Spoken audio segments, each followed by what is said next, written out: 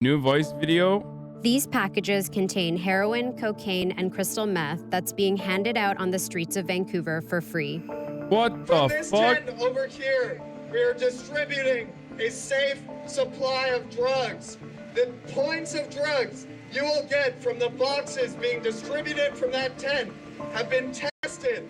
This means that you are at no risk of overdosing on fentanyl, and we want this model to be legislated so that it can happen all over. Bro, Canada is just on crack, dude. I mean, literally.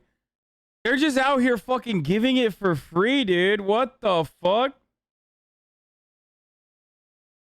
Wild.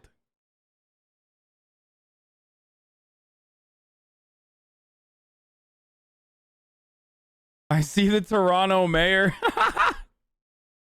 This is probably... Look, listen. I mean, this is like... I don't know if this goes... I feel like this goes a little bit beyond harm reduction. Okay? Because, like, when you're just, like, basically distributing it, like, I feel like you're just, you know... I feel like we went beyond harm reduction there. I don't know. Let's see if it works. So our friends and family stop dying.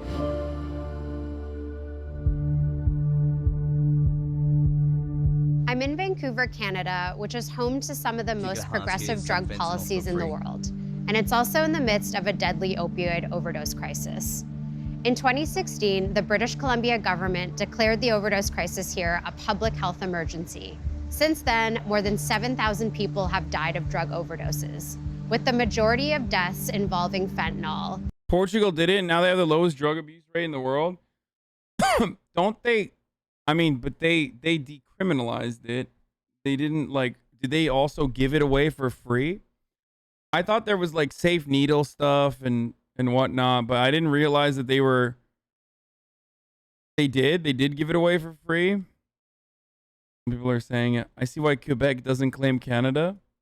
A synthetic opioid that's up to 100 times more potent than morphine. Many of the deaths are concentrated in this neighborhood, the downtown east side, which is one of the poorest areas in Canada. I'm going to meet up with the founder of the Drug User Liberation. Why is this so wild? They just like straight up show you someone fucking shooting up. Like, that's just a wild thing to show. Just straight up. Front, a local activist group that keeps breaking the law to hand out free tested drugs because they believe it will save lives. I'm Manisha Krishnan, and this is Free Drugs. Okay, the cocaine one is crazy. I mean, I guess instead of crack, right? It's 3.6 grams of ketamine, 3.5 grams of cocaine from the brick, 3.5 grams of cocaine washed with acetone. This is 3.1 grams of crystal meth, 3.7 grams of actual heroin, and then Xanax bars. Eris Nix is a co-founder of DULF, the Drug User Liberation Front, a coalition of activists that has been giving out free tested drugs in the downtown east side to demonstrate the concept of safe supply. She's ordered about $2,000 worth of drugs from the dark web that she's planning to give away after it's been tested for purity.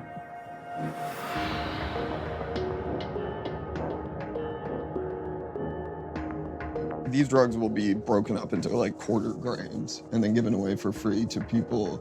And I'm like, a quarter of a gram of drugs is zilch. It's like one hit for some people, you know. But at least I know with that one hit, they're not going to die of a fentanyl overdose. And they're going to know what they're getting, and they're going to know how they're dosing themselves with. I feel like drug dealers are like, should we murder her? Or is she just like, you know, helping us out a little bit? You know what I mean? Like, they're conflicted. They're like, damn, like cutting into our fucking whole business here by giving it away for free. But also simultaneously, they're like, fuck, I don't know. Maybe this is a good way to, you know, open up a new door. You know, new buyer. I mean, she buys it from us too. Not for resale. The drugs, which is totally different than street drugs. Fentanyl is a synthetic opioid that's up to 100 times more powerful than morphine. Used medically as a painkiller, counterfeit versions of fentanyl began causing dramatic spikes in overdose deaths in the US and Canada around 2015, and it's gotten increasingly worse since then. In British Columbia, overdose deaths jumped by 74% in 2020, the worst year ever. The US had a record 93,000 fatal overdoses in 2020. More than Do you have a childish perspective on drug dealers? Man, I'm making what is known as a joke, okay? Like, this is a heavy-ass fucking story, and I'm trying to lighten it a little bit, okay? Like, Jesus Christ, dude. Fucking calm down, all right?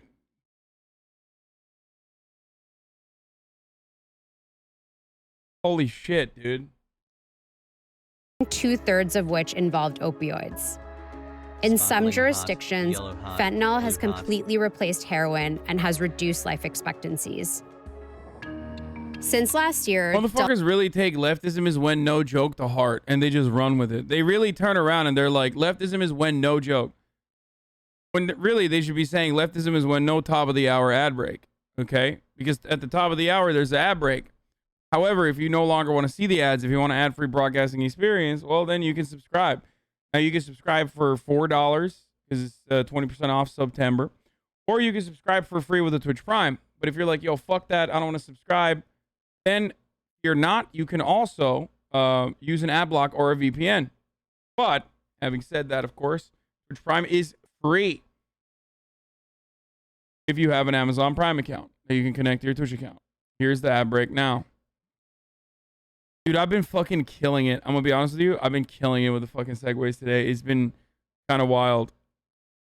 Dolph has hosted numerous drug giveaways, handing out crystal meth, cocaine, heroin, and opium in the downtown east side.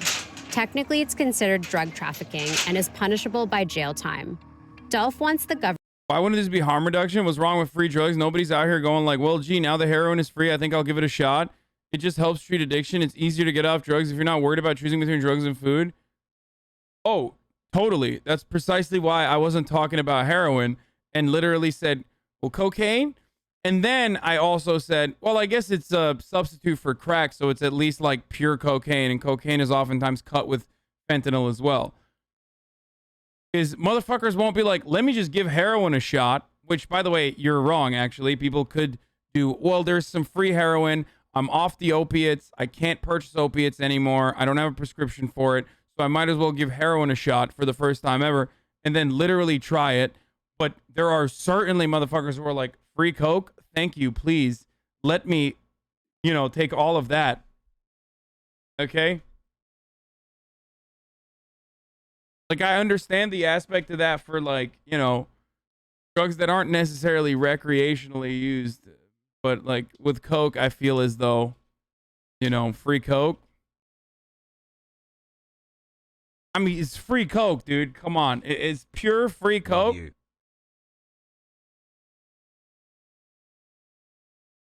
I think it's still, it outweighs the potential harm because of the many benefits of, helping people not fucking die from a fentanyl overdose. Been watching ads when I had all whole Prime just sitting there.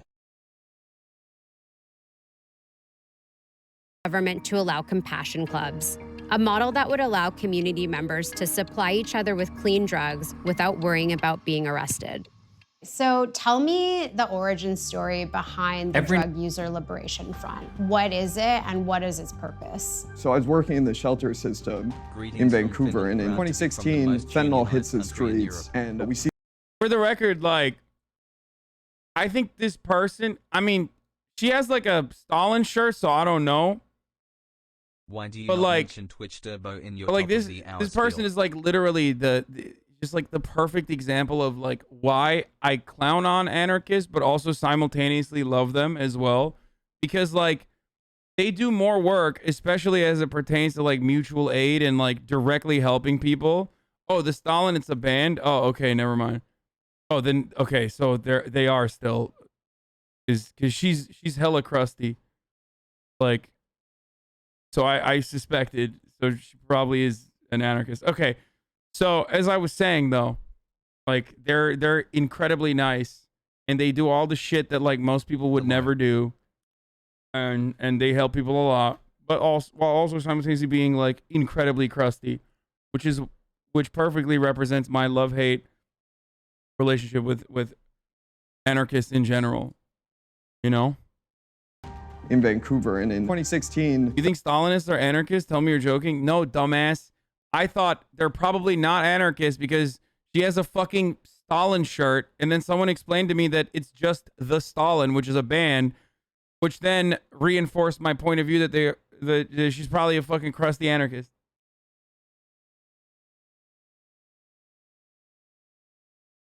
If it has nothing to do with actually being a Stalinist, then I suspect that someone could wear a shirt that says the Stalin, a band, and still be an anarchist.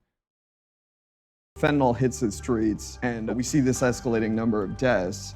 And it was so bad that at the time, 2016 through 2018, we were responding to, 5 to 10 people dropping dead, and you're having to breathe oxygen into these people's lungs and, keep them alive, sometimes for like 20 minutes while you're waiting for paramedics administering naloxone, whatever. And the amount of death I was getting exposed to made me be like, well, we need to fix this. It's an issue. I'm gonna go work, on this from a— Anarchists are the opposite. Anarchists are opposite of Stalinists. I know, man. Why are you telling me this? Oh my God.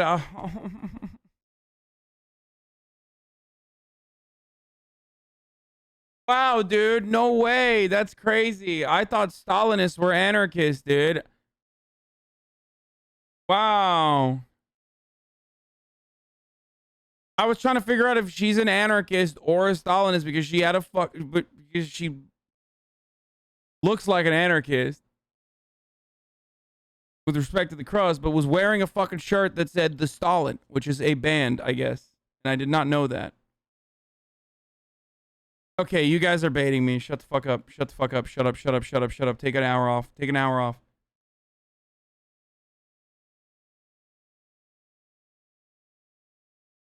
Okay. From a public policy perspective, go work for the government. And all I was met with was, we can't do that. What you're advocating, getting people a clean and safe supply of drugs, is something that's outside of our purview, or it's violating this, memorandum of understanding. Nah. And I was like, fuck you, fuck you, fuck you, until eventually I had my position terminated. So Dolph kind of grows as the natural extension of that, of me being like, here's what we need to do. We're gonna do it with or without your help. We're going to get clean drugs into people's hands so that they stop. I love that she was like, yeah, I don't give a fuck. I'm giving everybody free heroin. What do you want the government to do, like in an ideal world? In an ideal world, the government just gets out of our way and lets us open a store that is like a liquor store. And I'm like, if you guys want to tax us so you can provide health— Dude, yep, there you go. That's, yep, anarchist, 100%. Okay. Okay, there it is.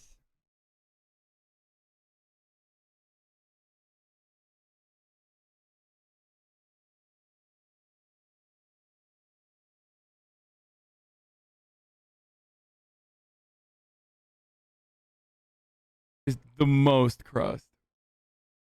Healthcare and addiction services and recovery beds and all this shit, for sure. Just get out of our way. Let us get clean drugs into people's hands. Let us distribute them in a way where there's not going to be cross-contamination. Let us educate the public about how to use drugs, keep each other safe, how to use naloxone, blah, blah, blah. I'm like, just get out of our goddamn way and don't arrest us. The Vancouver Police Department told me that while Dolph's giveaways are technically drug trafficking, it sometimes overlooks illegal actions tied to protests. Can you talk a little bit about the mental toll that doing this type of work takes on you? I'm scared. I'm constantly scared, and I can't say that enough. Like, I live in constant fear. So I'm like, take— Stalin shirt equals anarchist. You're a fucking idiot if you don't think this person is literally an anarchist. She just said, let the government get out of my way so I can build a store where I sell drugs. The fear of arrest, take the fear of violence out of the equation. Eris believes everyone should have access to safe drugs, not just people who are addicted, because anyone who uses drugs is at risk of dying from an accidental overdose. Not everyone that uses drugs has a medical disorder where they have chaotic substance use. They need to rectify. You know, not all anarchists are crusty though, right? False. Literally false. Anarchists that aren't crusty say that they're anarchists and then end up working for like the CIA or some shit. You know, maybe you're someone who uses heroin once in a while for fun. Maybe you're someone who uses coke on the weekend. You literally can figure out someone's level, like someone's tier level in anarchy by how much crust they have on themselves at any given moment. You are so wrong. Noam Chomsky is a crust lord. What are you talking about? He crusty as hell, dude. The fuck?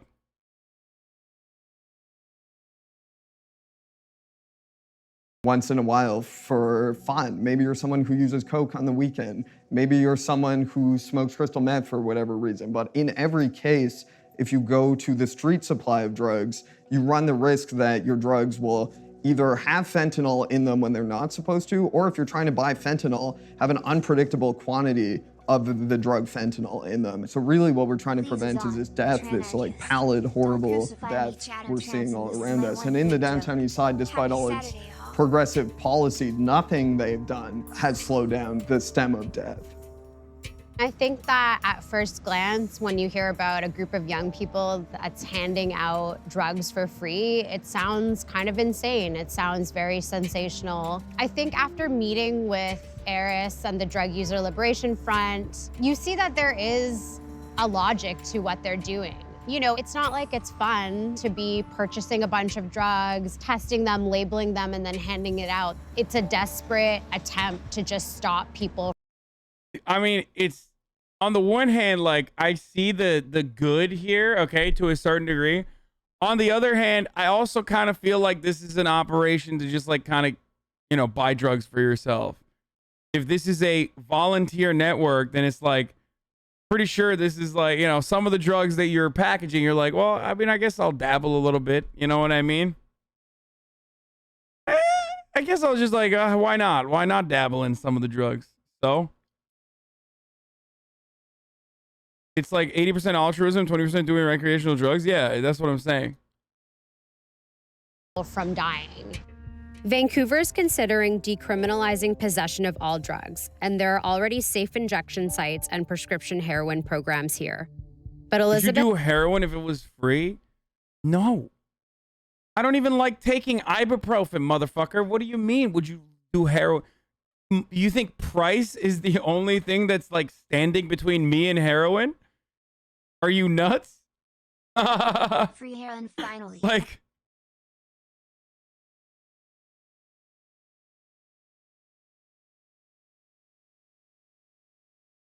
oh, Jesus Christ.